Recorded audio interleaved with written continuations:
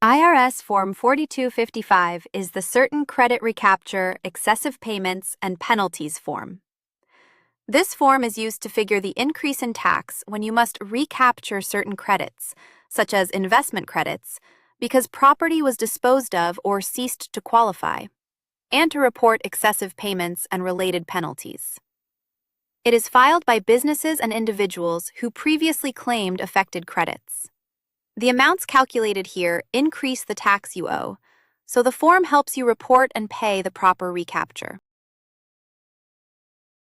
At the top of Form 4255, enter the name shown on your tax return just as it appears on the return. Next to it, enter your identifying number. For a business, this is your Employer Identification Number, or EIN.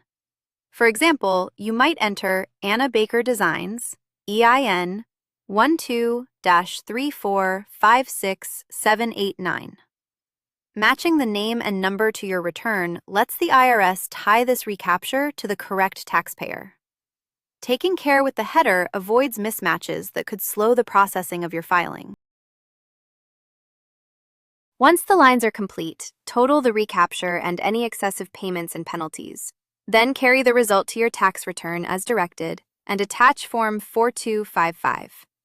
Keep records of the original credit and the property's disposition in case the IRS asks for support.